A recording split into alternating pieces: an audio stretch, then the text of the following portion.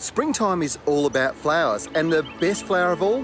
Well, it's got to be the rose, the queen of flowers. And whilst they may be thorny, it's worth every little scratch when your roses look as good as these do. This garden's producing some huge flowers, and there are some secrets to success in getting the very biggest flowers in a garden bed that I'm going to share with you. Now, the first one is, don't be scared to go for modern varieties. They produce bigger flowers, better colour, better fragrance, and better than that, they're all disease resistant, which makes them ideal for the modern rose garden. These may look like the old-fashioned varieties, but they're recent introductions in the scheme of things. They're what's known as David Austin English roses, and whilst they have the beauty of the old world flower style and incredible fragrance, they have the modern rose benefits of being more vigorous and robust in their growing habit and making them more resilient to pests and disease infestation. Some less vigorous varieties are more susceptible to pest infestations, and this year would have to be considered the year of the aphid in many suburbs. My roses have some, but not many, and much of this is because they are improved modern varieties and the fact they're grown on a vigorous rootstock called Fortuniana. Whilst we're talking about rootstocks, it's important to understand what they're used for. A rootstock is actually a wild rose variety. Now, what happens is you graft the variety you want on top of the wild rose, and because of the vigor of that plant, it pushes up through those roots incredible growth. That means you get the best quality bushes. But what's really important to understand is that there are lots of different rootstocks used, some more vigorous than others. For example, Fortuniana is really vigorous and it stimulates great growth in poor quality soils, which is exactly what you want.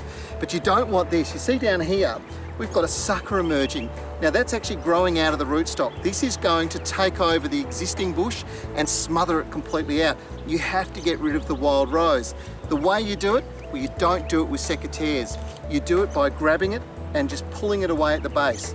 Now if you do that, you blind the buds. There's no clear cut there, doesn't stimulate any new growth. This makes sure that no more wild suckers will emerge from the base of this plant, which solves a lot of problems later on.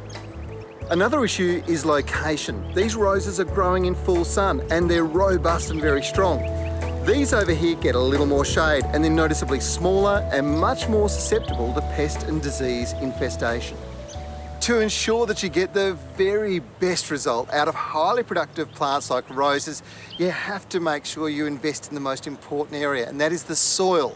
Before a single rose is put into any of these garden beds, we put a 200 ml thick layer of this stuff here, and this is a beautiful, rich, organic humus, and it is absolutely brilliant stuff for growing all sorts of plants.